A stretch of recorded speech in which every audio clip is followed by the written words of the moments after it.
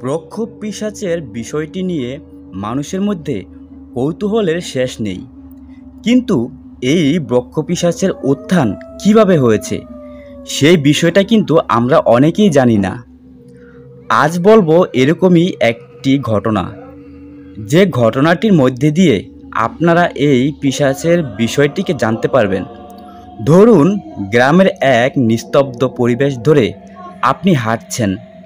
এমন সময়ে আপনি দেখলেন একটি ছায়া আপনার পিছু নিয়েছে। রাতের অন্ধকারে আপনি সেই ছায়াটিকে আড়াল করে এগিয়ে যেতে লাগলেন।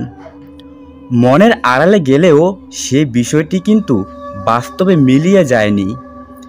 এক সময়ে বজ্রের আওয়াজ শুনতে পেলেন আপনি। প্রচণ্ড জোরে মেঘ গর্জন করতে শুরু করলো। শেষ গর্জনের ধারা পরিস্ফুট আলোক রশ্মি গোটা অঞ্চলে বিস্তার লাভ করবার পরে আপনি দেখলেন আপনার সামনে যিনি দাঁড়িয়ে রয়েছেন তিনি কোনো মানুষ নয়, এক ভয়ঙ্কর পিশাচ, যার সমগ্র শরীর থেকে তাজা রক্ত টুপ টুপ করে মাটিতে পড়ছে। সদ্য শিকার করা কোনো ব্যক্তির দেহের রক্তের ঘ্রাণ ভেসে আসছে ওই পিশাচের শরীর থেকে। তখন কি করবেন? সেখান থেকে পালাতে পারবেন কি আপনি? নাকি আপনিও ওই পিশাচের খাদ্যে পরিণত হবেন? সব ইচ্ছের দাম কি সেই পিশাচ রাখবে? আশা করব এই তন্ত্রনির্ভর ঘটনাটি আপনাদের সকলের মন জয় করবে। তাহলে আর দেরি কেন, শুনতে থাকুন এই ঘটনাটি আমার সাথে। কামালমুন্ডের জঙ্গলে পাওয়া যেতে লাগলো মাথাবিহীন দেহগুলি। কে ছিল এই রহস্যময় মৃত্যুগুলির পিছনে? তার সবটাই ছিল ধোঁয়াশা। মানুষের করুণ আর্তনাদের সুর অবিরাম ধ্বনিত হয়েই চলছিল। সেই সাথে ভেসে আসছিল প্রতিটি কণ্ঠের মধ্যে লুকিয়ে থাকা সাহসের পরিব্যক্তিগুলি। যেন সব আনন্দ, সব কোলাহল, এমনকি ঈশ্বরের প্রতি বিশ্বাসটুকুও এক নিমিষেই হারিয়ে যেতে বসেছিল কামালমুন্ডের মানুষের মন থেকে। এই ত্রাসের হাত থেকে গ্রামটিকে রক্ষা করবার জন্য তন্ত্রমন্ত্র, এমনকি জাদুটোনা সব কিছুই পর্যুদস্ত হয়ে পড়েছিল। কেউই নিজের প্রাণ বিসর্জন দেওয়ার জন্য রাজি ছিলেন না। একবার এই পিশাচের আবির্ভাব ঘটলে সে যে সকলের প্রাণ হরণ করেই ক্ষান্ত হয়। এই বিষয়টি সম্পর্কে সকলেই আন্দাজ করে ফেলেছিলেন। এ কোনো সাধারণ ঘটনা ছিল না। কামালমুন্ডের ওই ঘন জঙ্গলের মধ্যে থেকে উত্থিত হওয়া সেই ভয়ঙ্কর চিৎকারের শব্দ একের পর এক প্রাণঘাতী হত্যাগুলির জন্য যে দায়ী ছিল, এ বিষয়ে ওই গ্রামের উপস্থিত কমবেশি সকলেই নিশ্চিত হয়ে গিয়েছিলেন। সময়ের সাথে সাথে নিজেদের অবস্থার পরিবর্তনের বিষয়টিও গ্রামের সাধারণ মানুষদের মনের মধ্যে বিশেষভাবে প্রভাব বিস্তার করতে শুরু করেছিল।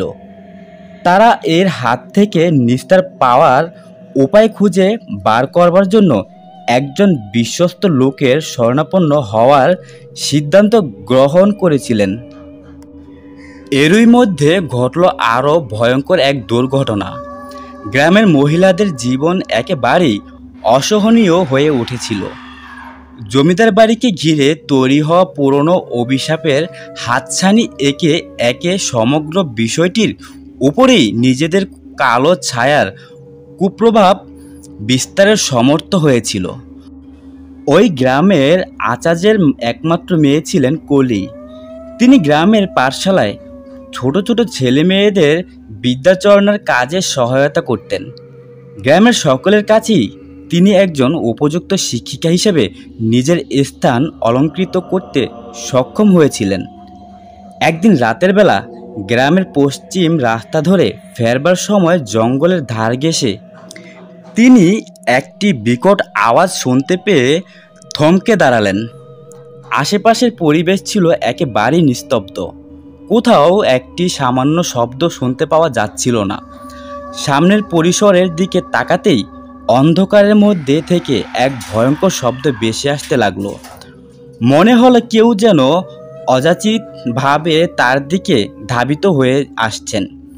তার পায়ের শব্দ পরিষ্কার শুনতে পাচ্ছিলেন তিনি।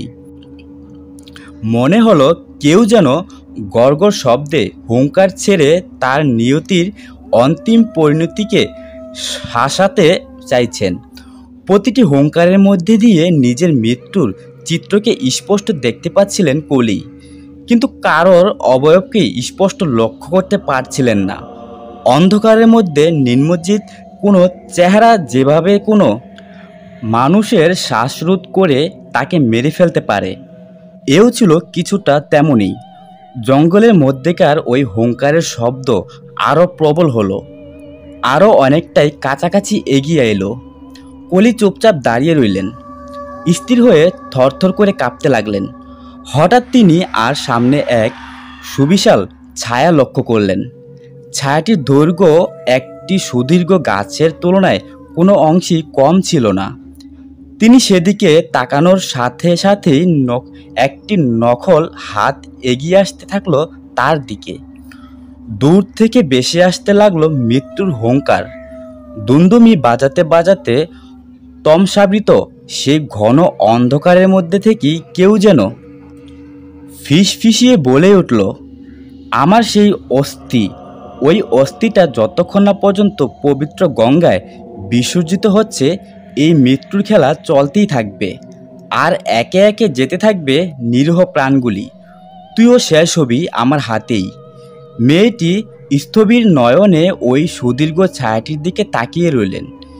এরপরে কোনো রকমে ধরে আসা কণ্ঠে নিজের অন্তরের ভয়কে ব্যক্ত করলেন।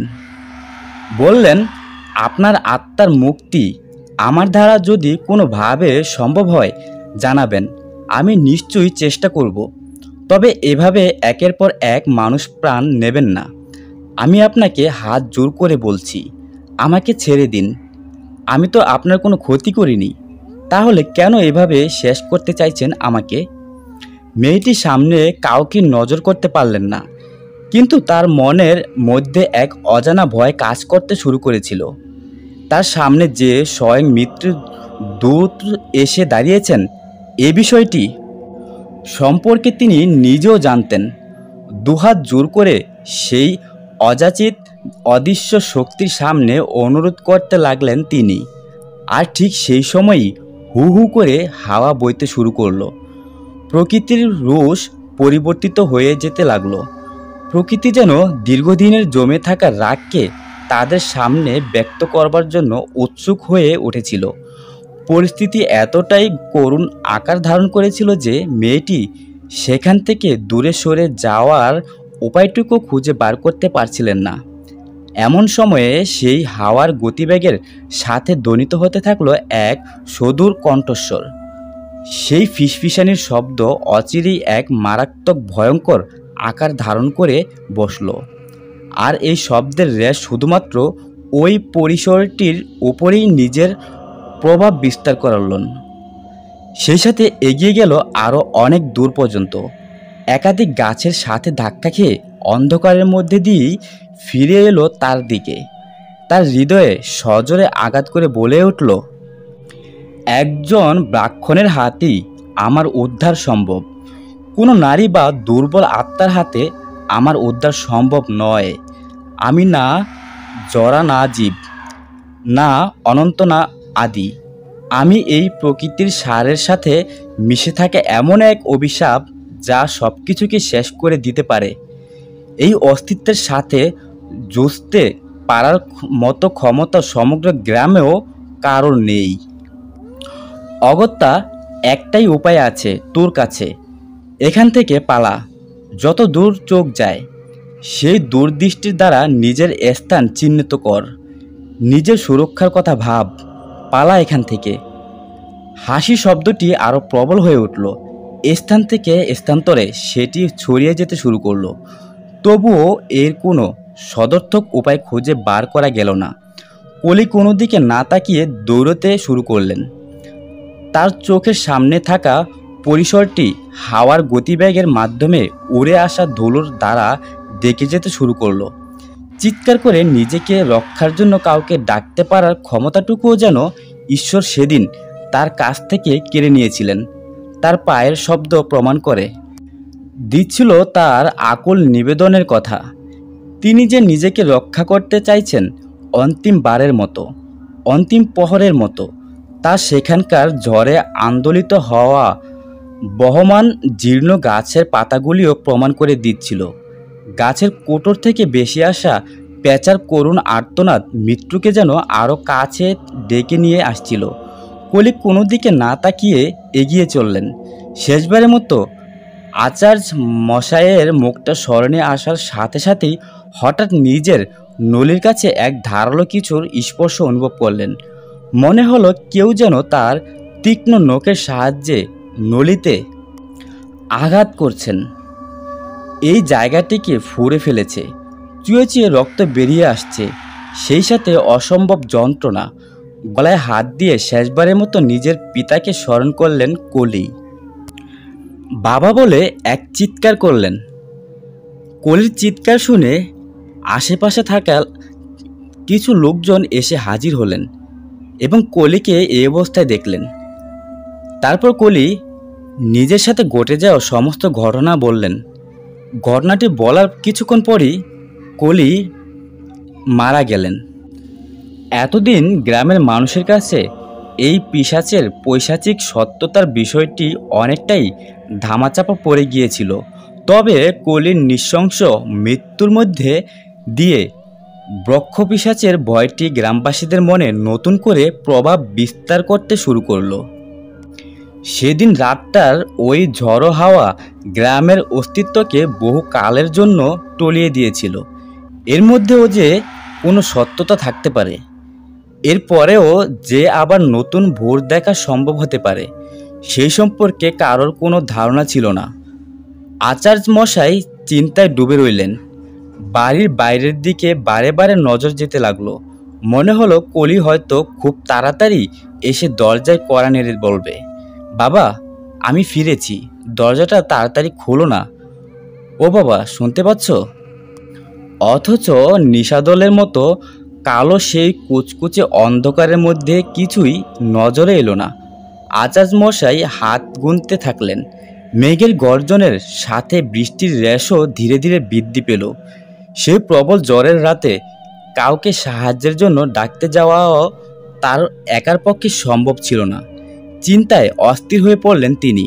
নিজের মনে মনে বললেন, মা মরা এই মেয়েটার তো আমি ছাড়া আর কেউই নেই, অথচ এই জলজলের রাতে কোথায় গেল মেয়েটা? ঈশ্বর, এ কোনো পাপের শাস্তি দিচ্ছ আমাকে? হাজার চিন্তার পরেও এই সমস্যার সমাধান বেরোলো না। সারা রাত ধরে মুষলধারে বৃষ্টি পড়তেই থাকলো। সেই সাথে মেঘের অনর্গল গর্জনে জর্জরিত হয়ে উঠল গ্রামের ভূমি। কলির জন্য চিন্তা করতে করতে কখন যে টেবিলের উপরে মাথা রেখে ঘুমে আচ্ছন্ন হয়ে পড়েছিলেন আচার্য মশাই হুঁশ নেই। এমন সময়ে দরজায় কড়া নাড়ার শব্দ হলো। শব্দটি কানে যেতেই তিনি সেদিকে তাকালেন। চশমাটা টেবিলের ওপর থেকে তুলে চোখে দিয়ে ঘরের দরজার দিকে ক্লান্ত শরীরটিকে নিয়ে এগিয়ে যেতে যেতে বললেন, যাচ্ছি রে মা, এই তো যাচ্ছি। আমি জানতাম তুই শিউলির বাড়িতে হয়তো রাতে থেকে গিয়ে। কথাটা শেষ করতে পারলেন না আচার্য মশাই। গ্রামের বেশ কিছু লোক শুকনো মুখে তার বাড়ির দরজার কাছে এসে দাঁড়িয়েছিলেন। তাদের প্রত্যেকের মুখে এক গভীর শোকের ছায়া নেমে এসেছিল। তাদের দিকে তাকিয়ে প্রশ্ন করলেন আচার্য মশাই, তোমরা সকালে সকাল আমার দরজায় কড়া নাড়ছ কেন? সব কিছু ঠিকঠাক আছে তো? জানতো গতকাল রাত থেকে আমার মেয়েটা বাড়ি ফেরেনি। কলি এই জলজলের মধ্যে কোথায় ঠাঁই নিয়েছে ঈশ্বরই জানে। ওর এক বান্ধবী আছে শিউলি, পুরাশিবতলার মাঠের দিকে থাকে। ওর পাঠশালার খুব কাছেই শিউলির বাড়ি।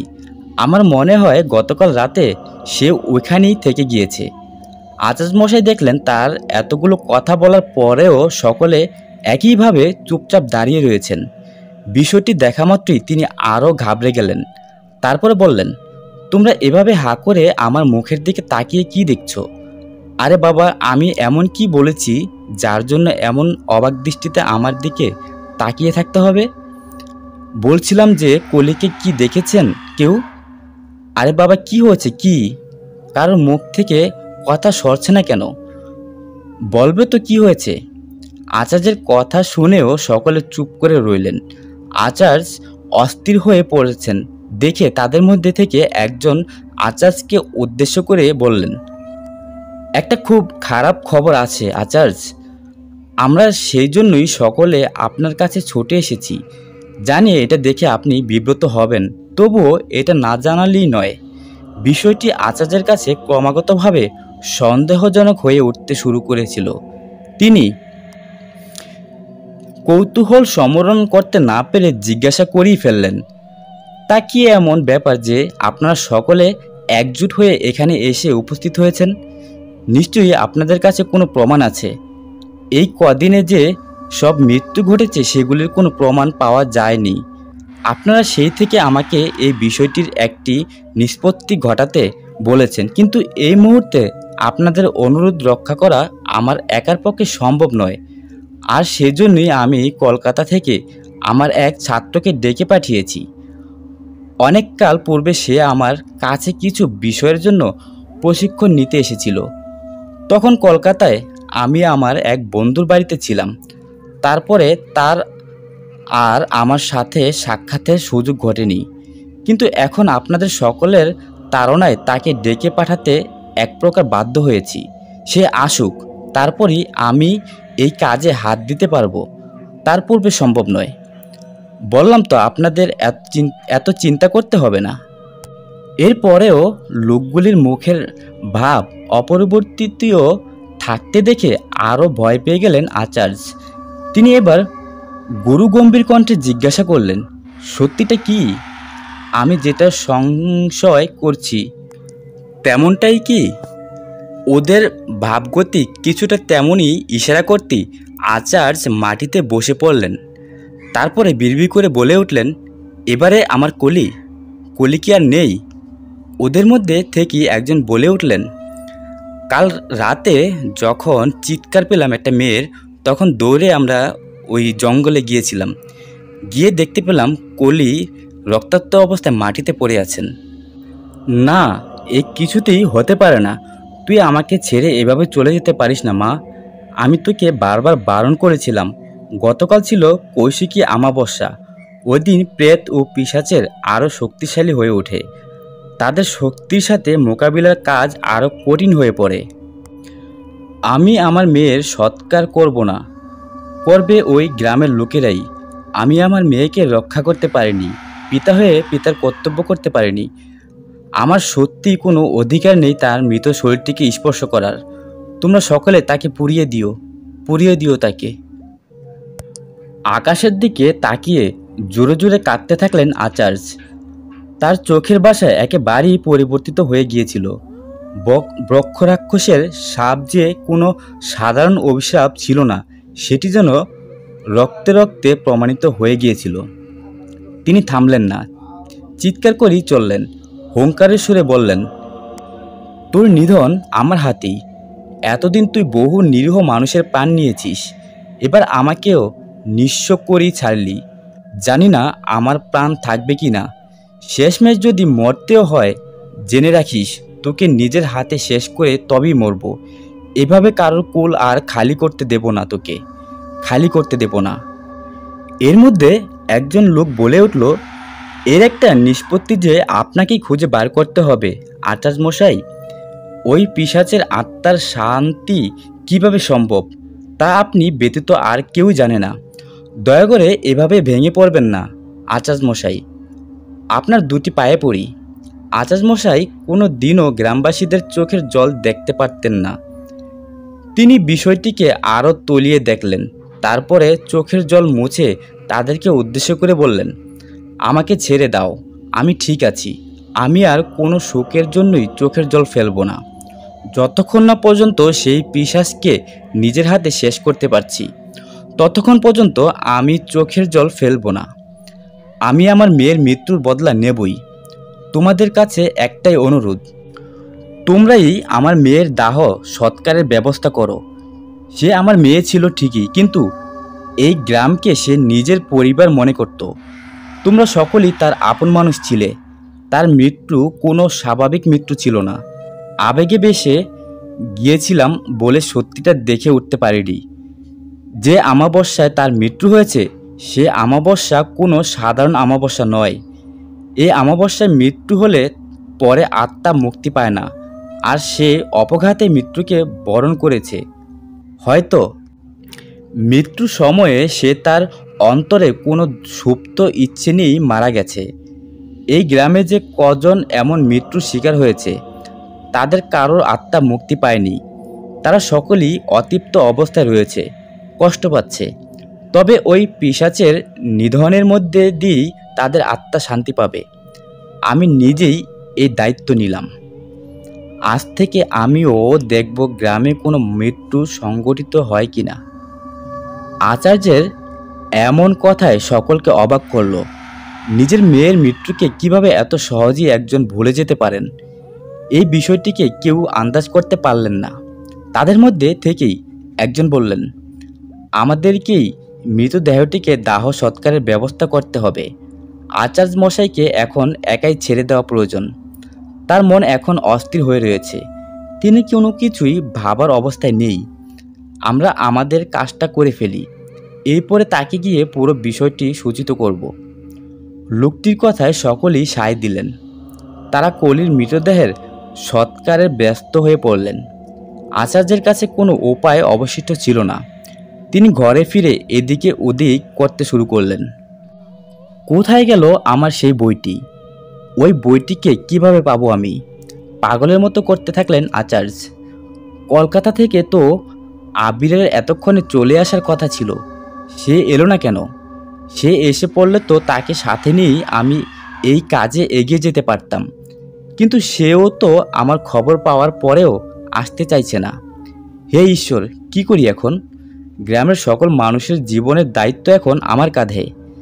আমি কিভাবে এই দায়িত্বের থেকে সরে দাঁড়াতে পারি? সেটা অন্যায় হবে, কিন্তু সেই বইটা কোথায় গেল?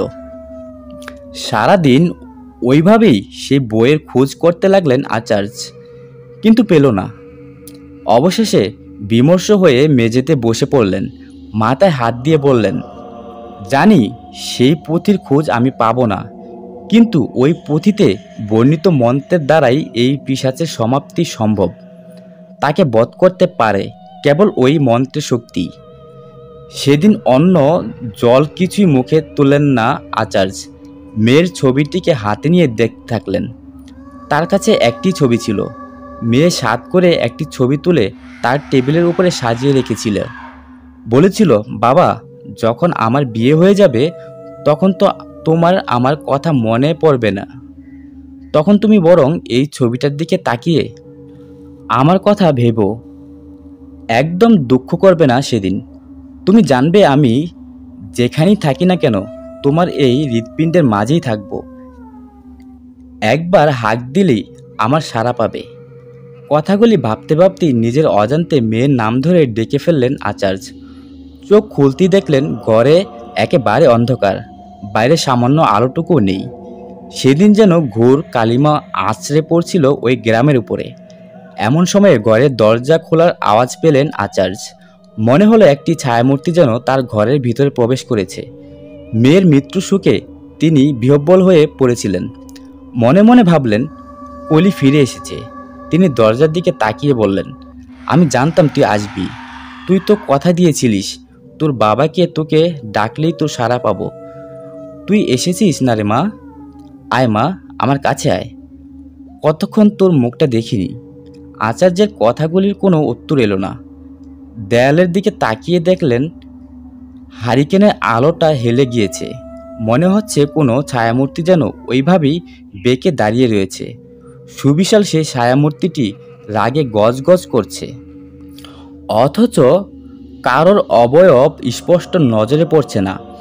বিষয়টি ঠাহর করতেই ধীরে ধীরে গোটা ব্যাপারটা সম্পর্কে একটা স্পষ্ট ধারণা তৈরি করলেন আচার্য।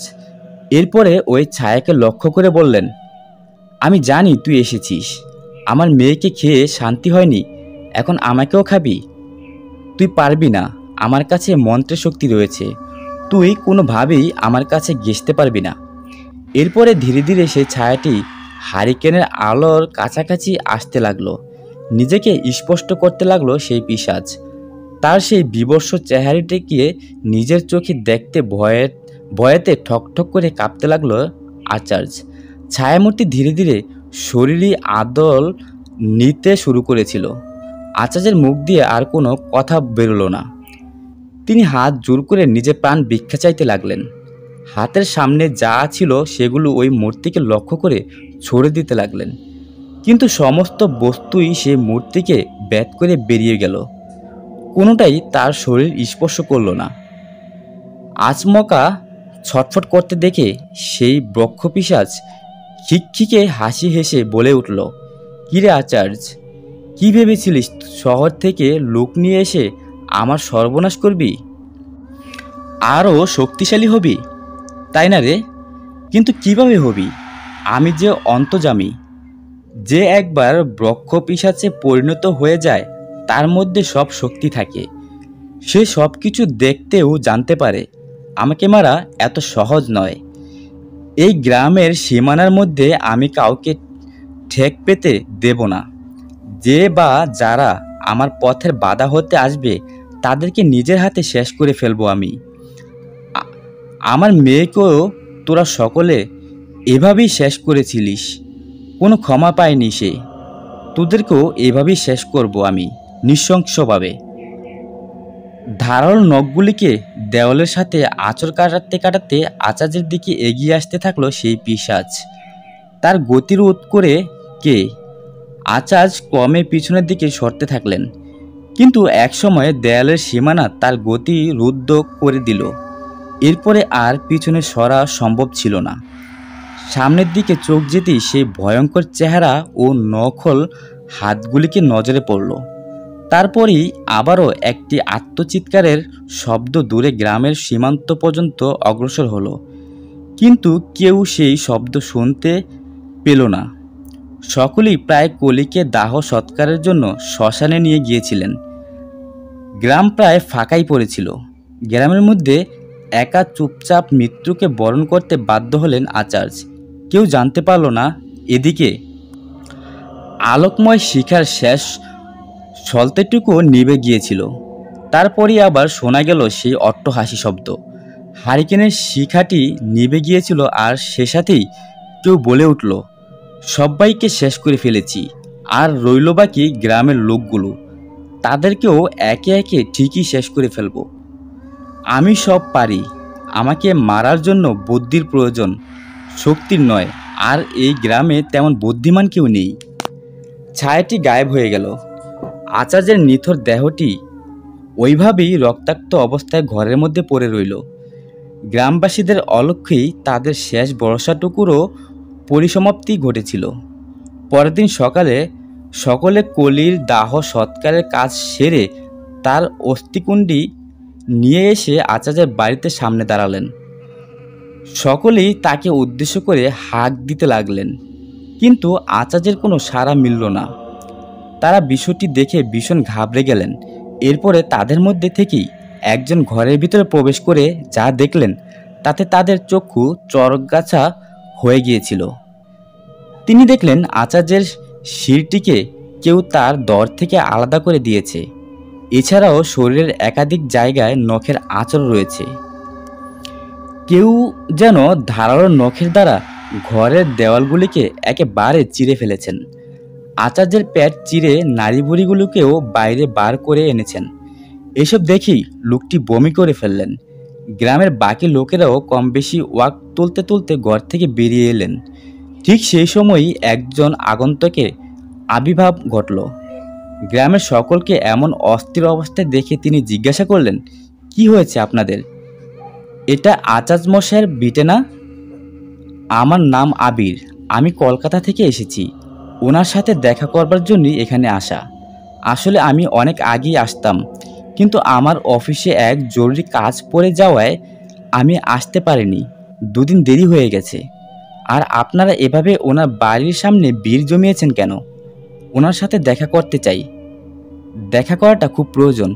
সরুন আপনারা। সেখানে উপস্থিত কেউই আবিরকে আটকানোর সাহস দেখালেন না। আবির ঘরে ঢুকতেই আচার্য মশাইয়ের ছিন্ন বিচ্ছিন্ন রক্তাক্ত দেহটি তার নজরে পড়ল। সেটি দেখা মাত্র তিনিও বমি করে ফেললেন। এরপরে বাইরে এসে হাঁফাতে শুরু করলেন। লোকগুলিকে উদ্দেশ্য করে জিজ্ঞাসা করলেন, এ যা দেখছি তা তো অবিশ্বাস্যকর। এমন ভয়ঙ্কর মৃত্যু কিভাবে সম্ভব? এ তো কোনো জন্তুর কাজ। আপনাদের গ্রামে কোনো হিংস্র জন্তু রয়েছে নাকি?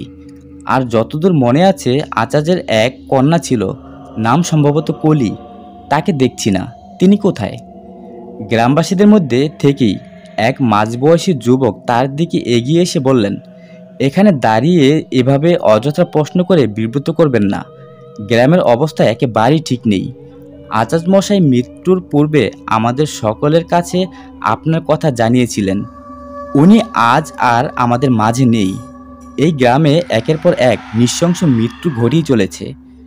যে আচার্য একদিন আমাদের সকলকে সমস্ত রকমের বিপদের হাত থেকে রক্ষা করেছিলেন, আজ তারই নিথর ক্ষত বিক্ষত দেহটি এভাবে পড়ে থাকতে দেখা আমাদের কাছে কতটা যন্ত্রণার তা আমরা আপনাকে বলে বোঝাতে পারবো না। এখানে দাঁড়িয়ে বাকি কথা বলা অসম্ভব। আপনি আমার সাথে আসুন, আমি আপনাকে সবটা বলছি।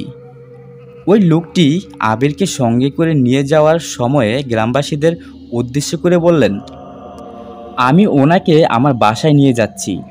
কাল থেকে কেবল রক্তই ঘেটে চলেছি। আমি আর পারছি না। তোরাই সকলে যা করবার কর। আমি ওনাকে সাথে নিয়ে বাসার দিকে এগোলাম। কথাগুলি বলেই লোকটি আবিরকে সাথে নিয়ে নিজের বাসার দিকে এগিয়ে গেলেন। গ্রামবাসীরা আচার্যের মৃতদেহের সৎকারের ব্যবস্থা করতে লাগলেন। লোকটি নিজের বাড়ির কাছে এসেই আবিরকে উদ্দেশ্য করে বললেন, এইটে আমার বাসা। আপনাকে এখানে নিয়ে আসার একাধিক কারণ রয়েছে। আমার সাথে ভিতরে চলুন, তারপরে সব বলছি। গ্রামে আসতে না আসতেই আবিরকে এক ভয়ঙ্কর বিপর্যয়ের সম্মুখীন হতে হয়েছিল। কি ঘটে চলেছে, কেন, এসব কোনো প্রশ্নেরই উত্তর তার কাছে ছিল না। তিনি কথা না বাড়িয়ে ওই লোকটির সাথে তার বাড়ির উদ্দেশ্যে এগিয়ে গেলেন। লোকটি তাকে ঘরে নিয়ে গিয়ে বসালেন। এরপরে বললেন, আমার নাম রমেশ। আমি এই গ্রামের প্রধানের ছেলে। কিছুদিন আগে আমার পিতাকেও এভাবেই মেরে ফেলেছিল সেই পিশাচ। কিন্তু কে এই পিশাচ আর কীভাবেই বা এই গ্রামে তার আগমন ঘটেছে সে বিষয়ে আমরা কেউ জানি না। রমেশের মুখে কথাগুলি শুনবার পরেই বেশ কিছুটা হকচকিয়ে গেলেন আবির। তারপরে তাকে জিজ্ঞাসা করলেন, কি বললেন আপনি? পিশাচ? সে আবার কি জিনিস? আজকালকার দিনে আবার এসবে কেউ বিশ্বাস করে থাকে নাকি? সত্যি শুনে অবাক লাগছে। তাহলে বলবো, আপনারা হয়তো একেবারেই ভুল ধারণা নিয়ে বেঁচে রয়েছেন। কোনো খুনি হয়তো নিজের স্বাদ পূরণের জন্য এমনভাবে লোককে খুন করে চলছে, আর আপনারা ভাবছেন এসব ভূত প্রেতের কাজ। আমি নাস্তিক নই, তবে আমি প্রেত পিশাচ এসবে একেবারেই বিশ্বাস করি না। আমার সাথে আচার্য মশাইয়ের আলাপ হয়েছিল কলকাতায়। উনি আমার কাকার খুব ভালো বন্ধু ছিলেন। একদিন কলেজ থেকে কাকার বাড়ি গিয়ে ওনার সাক্ষাৎ দর্শন পেয়েছিলাম। সেদিন থেকেই নিজেকে ধন্য মনে করেছিলাম। শাস্ত্র সম্পর্কে অনেক কথাই শুনেছি, কিন্তু ওই মানুষটির মতো শাস্ত্রজ্ঞ পণ্ডিত খুব কমই নজরে পড়েছিল। এই বিষয়টি আমার কাছে বেশ গর্বের বলতে পারেন। আমি তো তাই ওনার ডাকে এখানে চলে এসেছি। আসতে দুদিন দেরি হয়ে গিয়েছিল। আসলে শহরে কিছু কাজ পড়ে গিয়েছিল তাই। তবে আসবার পরে যে এমন ঘটনা ঘটতে দেখব তা কল্পনাতেও আনিনি। এমনটাও আবার হয় নাকি আমি না কিছুই বুঝতে পারছি না, বিশ্বাস করুন। তবে আমার এখানে থাকার আর ইচ্ছে নেই। সাধারণভাবে ওই গ্রামের কাউকেই আমি চিনি না। এই বিষয়টি যদি হাতের বাইরে বেরিয়ে যেতে থাকে তাহলে বলবো কলকাতায় গিয়ে এই বিষয়ে পুলিশকে রিপোর্ট করাটা ভালো হবে। না হলে আপনারা এর কোনো মীমাংসা করতে পারবেন না। কতগুলো লোকের প্রাণ গেছে, আর কতদিন ধরে এমনটা হচ্ছে। রমেশ কিছুক্ষণ চুপ করে রইলেন। তারপরে দীর্ঘশ্বাস ফেলে বললেন, তা ধরুন প্রায় 1, 2.5, 3 বছর। আগে মৃত্যুর হার খুব বেশি ছিল না। গ্রামের আনাচে কানাচে নানান রকমের হত্যাকাণ্ডের খবর কানে আসতো, তবে সেসব বিষয়ে আমরা একেবারেই মাথা ঘামাইনি। কিন্তু শেষ 1 বছরে যত খুন হয়েছে সবটাই এই গ্রামকে কেন্দ্র করে। গ্রামের মধ্যে গড়তে থাকা একের পর এক নৃশংস খুনের দাবিদার প্রকৃত অর্থে কে বা কারা, এই বিষয়ে আমরা কোনো সুনিশ্চিত সিদ্ধান্তে উপনীত হতে পারিনি। তবে সকলেই বলেন গ্রামের প্রান্তে অবস্থিত জমিদার বাড়ির কোনো পুরনো অভিশাপই নাকি এই সব কিছুর জন্য দায়ী। আবির রমেশকে থামিয়ে বললেন, গ্রামে প্রবেশের সময় একবার ওই জমিদার বাড়িটির দিকে নজর পড়েছিল। থমথমে একটা পরিবেশ। ওখানে কি কেউ থাকেন না? লোকটি আবিরের কথা শুনে বললেন, না, ওখানে কেউ থাকে না, তবে জায়গাটি নাকি অভিশপ্ত। বহুকাল আগে কি যেন একটা ঘটেছিল, তারপর থেকে গ্রামের মানুষ সন্ধ্যের পরে ওই দিকটা দিয়ে আর যেতেই চায় না। আপনিও দয়া করে ওই দিক দিয়ে যাবেন না, এতে কিন্তু হিতে বিপরীত হতে পারে। আমার কথাটা মাথায় রাখবেন। আগামী পূর্ণিমা আসতে এখনও প্রায় 12 দিন দেরি রয়েছে। এরপরই আবারও 15 দিন ঘুরতে না ঘুরতেই অমাবস্যা। তখন আবারও কারোর মৃত্যু দেখব। এই অমাবস্যার ঘোড়াটোপের মধ্যে একের পর এক মানুষের প্রাণ নিতে থাকে ওই ভয়ঙ্কর পিশাচ। আবির জিজ্ঞাসা করলেন, কোনোদিন কি কেউ দেখেছেন এই পিশাচকে? কেমন দেখতে? রমেশ আবিরের কোথায় বেশ উত্তেজিত হয়ে বললেন, আমার কথাগুলিকে নিয়ে এভাবে মশকরা করবেন না। এর সাথে একটা ভয়ঙ্কর ইতিহাস জড়িয়ে রয়েছে, তাই ভুলেও এভাবে সেই পিশাচের ক্ষমতাকে খাটো করে দেখবার চেষ্টা করবেন না। যেটা বললাম, দয়া করে সন্ধ্যের পরে ওই রাস্তা ধরে যাওয়ার চেষ্টা করবেন না, এতে কিন্তু আপনার প্রাণ সংশয়ের সম্ভাবনাও থাকতে পারে। আবির লোকটির মুখের দিকে কিছুক্ষণ তাকিয়ে রইলেন, তারপর বললেন, আচার্যের সৎকার হওয়া পর্যন্ত ভাবছি থেকে যাব, ফিরতে ফিরতে হয়তো রাত হয়ে যাবে। এই গ্রাম থেকে বেরিয়ে বড় রাস্তার দিকে যেতে একটি ছোট হোটেল নজরে পড়েছিল। ভাবছি ওখানেই এই আজকের রাতটা কোন রকমে কাটিয়ে কালকে ভোরের দিকেই চলে যাব। কলকাতা এখান থেকে খুব বেশি দূরে না হলেও রাস্তায় গাড়ি ঘোড়ায় বেশ অভাব লক্ষ্য করা যায়, ওটাই একটা অসুবিধা। রমেশ আর কথা বাড়ালেন না। আবির বুঝলেন এখানে আর সময় অতিবাহিত না করাই ভালো। গ্রামের আশেপাশের জায়গাগুলি ঘুরে ঘুরে দেখতে লাগলেন।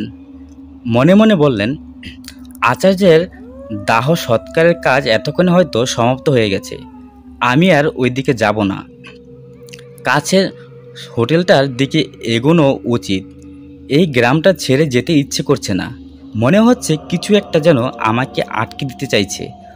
কোথাও কিছুর একটা হদিশ পাওয়া বাকি রয়ে গেছে। ঠিক সেই সময়ই পাশের পুকুরটার দিকে নজর পড়ল আবিরের। মনে হলো কোনো নারী মূর্তি পুকুরের ওপারে দাঁড়িয়ে রয়েছেন। তাকে ঘিরে রয়েছে এক ঘন কালো অন্ধকার। সেই অন্ধকারের বুক চিরে তার নয়নের মণি দুটি বেশ জ্বলজ্বল করছে। সহসা আরও কিছু এগিয়ে গিয়ে বিষয়টা স্পষ্ট করে দেখবার আগেই তিনি দেখলেন সেই নারী মূর্তিটি আর নেই, গায়েব হয়ে গিয়েছে নিমেষেই। আবার আকাশ কালো করে এলো। বৃষ্টি শুরু হলো মুষলধারে। আবির কোনো উপায় না দেখে সামনের বড় বটগাছটির ছায়ায় গিয়ে উপস্থিত হলেন। বেশ কিছুক্ষণ ওইভাবেই দাঁড়িয়ে রইলেন। হঠাৎ মনে হলো সামনের পুকুরে পার ঘেঁষে দাঁড়িয়ে রয়েছে একাধিক ছায়া। ওই জায়গাটিকে যেন তারা ঘিরে রেখেছেন। আবির চোখ কচলাতে লাগলেন, আমি ঠিক দেখছি তো? এই বৃষ্টির মধ্যে হয়তো গোটা জায়গাটি অস্পষ্ট লাগছে, কিন্তু আমি যে ওই মহিলাটিকে পুকুরের পাড়ে স্পষ্ট দাঁড়িয়ে থাকতে দেখেছি। উনি কোথায় গেলেন আমি তো কিছুই বুঝতে পারছি না। আর অন্ধকারের মধ্যেও ওনার চোখ দুটো কি অদ্ভুতভাবে জ্বলজ্বল করছিল। বিষয়টি আন্দাজ করতে পারার আগেই তিনি গায়েব হয়ে গেলেন। প্রিয় লিসেনার, কী ভাবছেন ঘটনা এখানেই শেষ? না, ঘটনা আরও আছে। এর পরের ঘটনা নিয়ে হাজির হব আগামীকাল ঠিক এই সময়ে আপনাদের মাঝে। আজকের মতো এখানেই বিদায় নিচ্ছি। আসসালামু আলাইকুম।